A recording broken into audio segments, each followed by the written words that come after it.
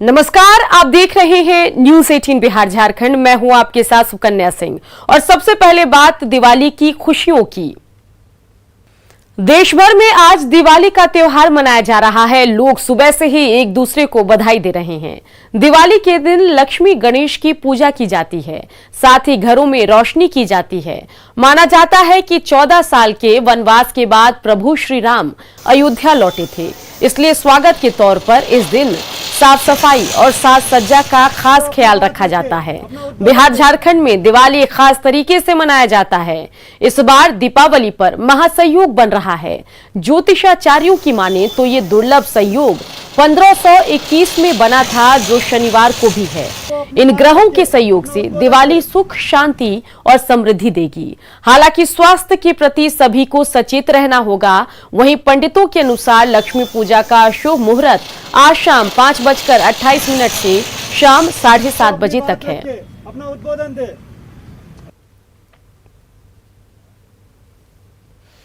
दीपावली और महापर्व छठ को लेकर दूसरे राज्यों में रहने वाले लोगों के लौटने का सिलसिला लगातार चल रहा है।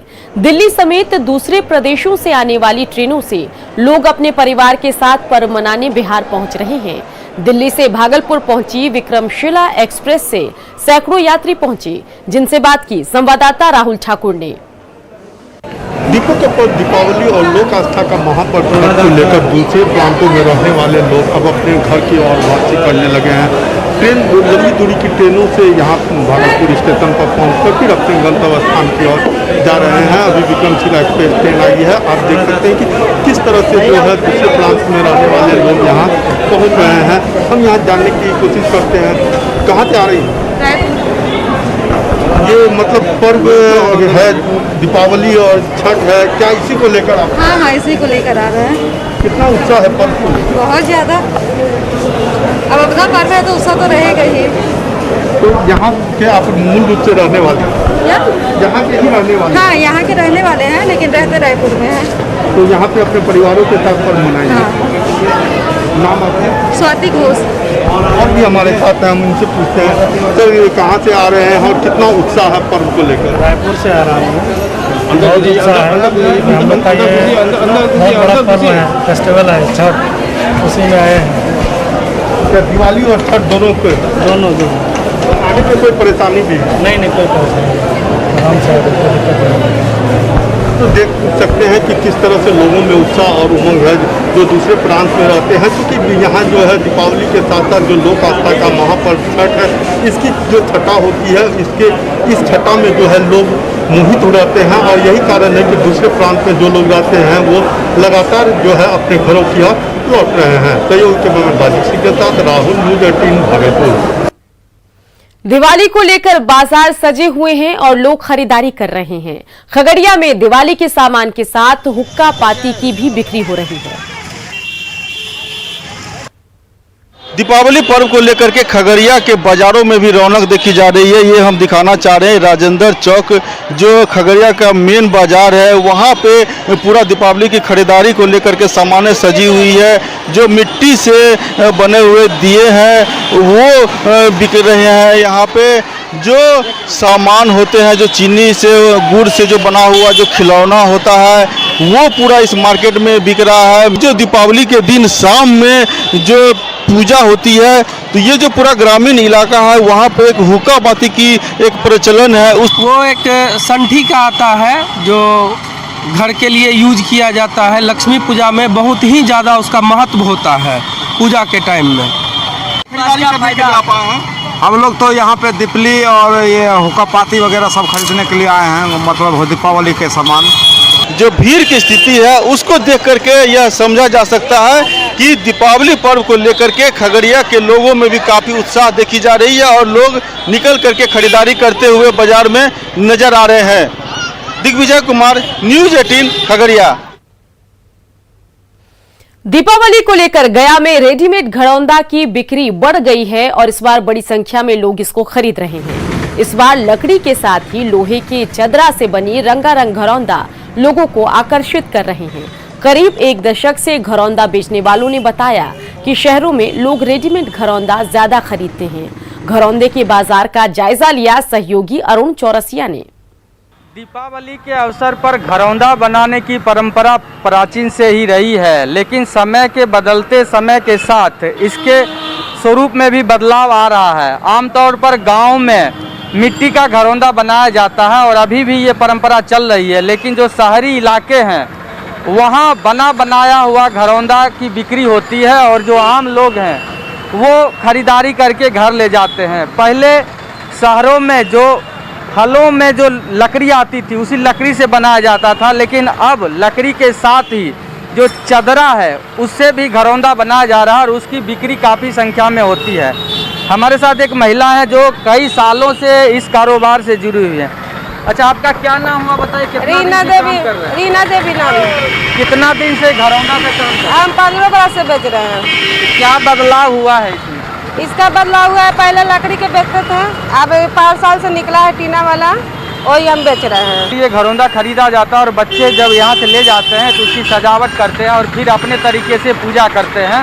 और इस घरौंदा का जो है बाजार भी है और बड़ी संख्या में लोग इसके कारोबार से जुड़े हुए हैं। सहयोगी विपिन के साथ अरुण चौरसिया, न्यूज़ 18 गया। दीपों के पर्व दीपावली में दीपों को जलाने के साथ हुक्का पाती खेलने की परंपरा अंग प्रदेश में है। जूट की संठी के समूह से गणेश लक्ष्मी के पूजा के बाद हुक्का पाती खेलने की परंपरा है, जिसके तहत संठी से बने समूह में आग लगाकर दीप जलाई जाती है और फिर घर में दिखाकर उसे बाहर दरवाजे पर फेंक दिया जाता है और फिर उसे लांघा जाता है, जिसको लेकर ये मान्यता है कि ऐसा करने से लक्ष्मी का घर के अंदर प्रवेश और घर की दरिद्रता बाहर जाती है। ज्यादा जानकारी दे रहे हैं सहयोगी राहुल ठाकुर।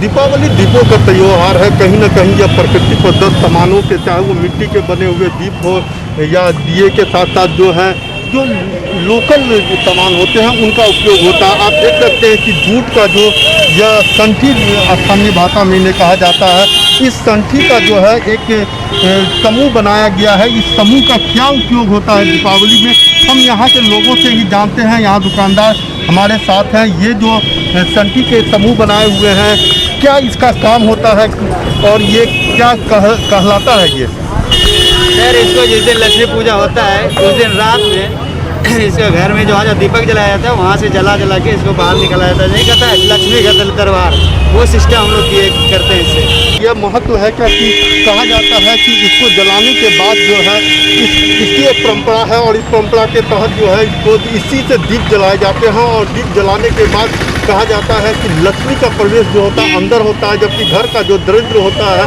या दरिद्रता होती है वो बाहर होता है। और इसी के तहत यहाँ पर लोग जमकर इसकी खरीदारी भी कर रहे हैं। सहयोग कैमरामैन राजेश सिंह के साथ राहुल, न्यूज़ 18 भागलपुर। चलिए बढ़ते आगे और इस वक्त की बड़ी खबर आपको बताते हैं। बड़ी खबर जो है वो बिहार की सियासत से जुड़ी है। एनडीए विधायक दल की बैठक में पर्यवेक्षक होंगे राजनाथ सिंह। 15 नवंबर को पटना पहुंचेंगे राजनाथ सिंह। 15 नवंबर को होगी विधायक दल की बैठक।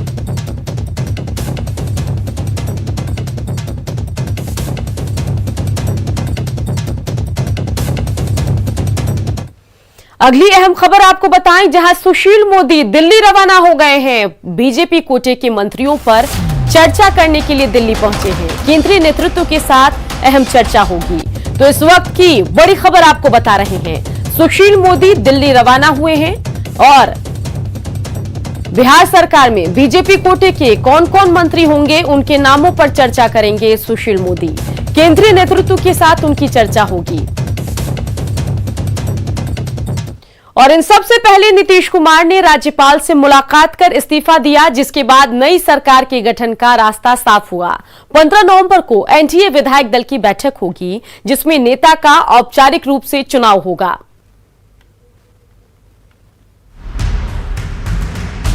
मुख्यमंत्री नीतीश कुमार ने राज्यपाल फागू चौहान को अपना इस्तीफा सौंप दिया है। राजभवन जाकर नीतीश कुमार ने नई सरकार के गठन को लेकर राज्यपाल से चर्चा भी की।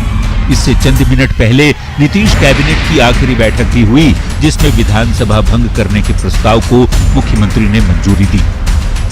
मुख्यमंत्री नीतीश कुमार अभी राजभवन से निकले हैं और राज्यपाल को अपना इस्तीफा सौंपा है और इस्तीफा सौंपकर ठीक जो है अपने सीएम आवास में ये प्रवेश कर रहे हैं। आपको बता दूं कि आज इस्तीफा राज्यपाल को सौंपने से ठीक पहले कैबिनेट की बैठक की और कैबिनेट के बैठक में मंत्रिमंडल भंग करने का उन्होंने प्रस्ताव दिया और इसे पारित हुआ और इसके साथ ही कैबिनेट जो है इस सरकार का भंग हुआ। उसके बाद कैबिनेट भंग करने के बाद सीधा राज्यपाल के पास वो पहुंचे। राज्यपाल के पास पहुंचने के बाद ये उन्होंने इस्तीफा सौंपा। वैसे दोपहर को सीएम आवास पर एनडीए की भी अहम बैठक हुई, जिसमें चारों घटक दलों के नेता मौजूद रहे। मीटिंग में नीतीश कुमार के अलावा बीजेपी के प्रदेश अध्यक्ष संजय जायसवाल, सुशील मोदी, आरसीपी सिंह, अशोक चौधरी, वीआईपी के मुकेश सहनी और हम प्रमुख जीतन राम मांझी ने शिरकत की।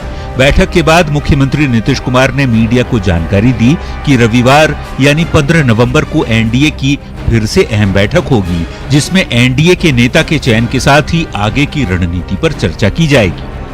यही निर्णय हुआ कि 15 तारीख को 12:30 बजे दिन में हम लोग संयुक्त बैठक करेंगे विधायक मंडल दल की। सभी एक साथ बैठेंगे चारों दलों के लोग और उसी में जो भी निर्णय आगे का लेना है वो सब निर्णय लेंगे। नीतीश कुमार ने पहले ही कह दिया है कि एनडीए की औपचारिक बैठक के बाद ही नेता के नाम पर अंतिम मुहर लगेगी। ऐसे में अब सभी की निगाहें 15 नवंबर को होने वाली एनडीए की बैठक पर टिकी होंगी, जिसके बाद ही तय होगा कि मुख्यमंत्री का शपथ ग्रहण समारोह कब होगा। न्यूज 18 के लिए पटना से रवि एस नारायण और साकेत के साथ ब्यूरो रिपोर्ट। विधानसभा चुनाव में जेडीयू को कम सीट आने पर जेडीयू सांसद महाबली सिंह ने कार्यकर्ताओं के बीच आपसी सामंजस्य की कमी को जिम्मेवार ठहराया। काराकाट से जेडीयू सांसद ने कहा कि कहीं न कहीं एनडीए के घटक दलों के कार्यकर्ताओं में आपसी सामंजस्य की कमी रही, जिसकी वजह से कई जगहों पर पार्टी की हार हुई। आपको बता दें कि रोहतास में जेडीयू का प्रदर्शन ठीक नहीं रहा है। यह है कि पहले से सीटों में थोड़ा हम लोगों की कमी आई है और कहीं कहीं हो सकता है एनडीए के कार्यकर्ताओं की कमी रही हो, बढ़िया से सामंजस्य नहीं बन पाया। इसके चलते शाहबाद में हम लोग के एनडीए को बहुत बड़ी क्षति हुई है और इस पर हम लोगों ने व्यापक स्तर पर बात विचार करके आगे के लिए इसको हम लोग रास्ता क्लियर करने की ऐसी परिस्थिति फिर ना आ पाए। खबरें अभी और भी है, बने रहिए, जल्द लौटेंगे।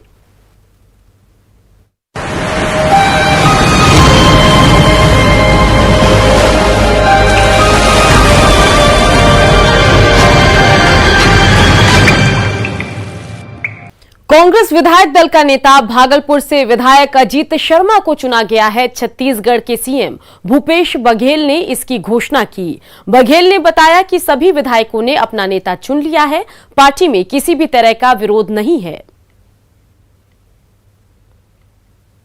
भारतीय कांग्रेस कमेटी के अध्यक्ष के स्वीकृति मिली है, उसमें Ajit Sharma ji CLP leader, Mohammad Afaq Alam deputy CLP leader, Rajesh Ram chief whip फिर से बनाए गए हैं और उनके सहयोगी Chhatrapati Yadav deputy chief whip और पुतमा कुमार दास उसको भी डिप्टी व्हिप बनाया गया है।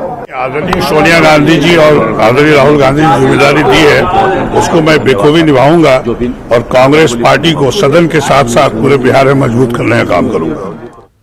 तेजस्वी यादव ने चुनाव में मिली हार का ठीकरा चुनाव आयोग पर फोड़ा है। पोस्टल बैलेट को अमान्य करने का आरोप लगाया तो आयोग की ओर से स्थिति को साफ करते हुए विपक्ष को जवाब दिया गया। बताया गया कि क्यों एक सीट पर ही रिकाउंटिंग हुई। आयोग की तरफ से उन 11 सीटों का डाटा भी जारी किया गया है, जहां पर जीत का अंतर 1000 वोट से भी कम था। एक पोस्टल को आप रिजेक्ट कर देते, एक रिजेक्ट समझ में आता है, 10 रिजेक्ट समझ में आता है, 50 रिजेक्ट समझ में आता है, आप 900 पोस्टल वोट रद्द कर रहे हैं।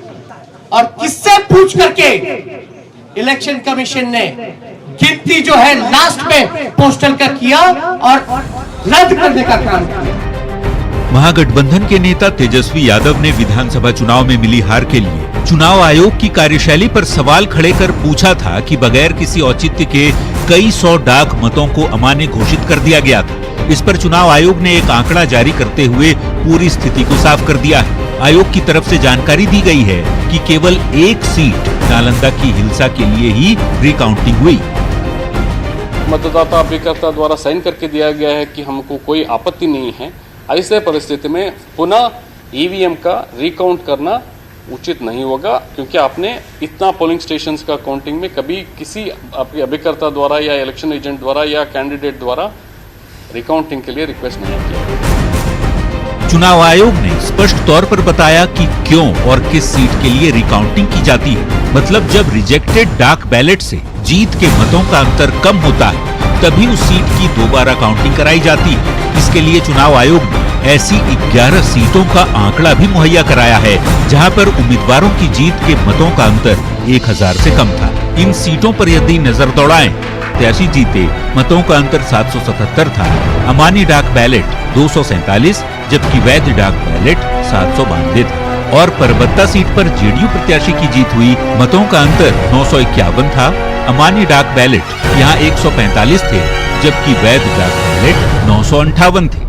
यानी केवल हिलसा सीट पर ही रिजेक्ट किए गए डाक बैलेट से जीत के मतों का अंतर कम था, जिसके बाद यहाँ पर दोबारा काउंटिंग की गई। चुनाव आयोग ने तेजस्वी के बाकी सीटों पर रिकाउंटिंग की मांग को खारिज कर एनडीए को क्लीन चिट दे दी है और राज्यपाल को निर्वाचित सदस्यों की सूची भी सौंप दी गई है। ऐसे में तेजस्वी हार स्वीकार करने की बजाय चुनाव आयोग जैसी संवैधानिक संस्था पर सवाल खड़े कर अपनी हार की खींच ही निकाली है।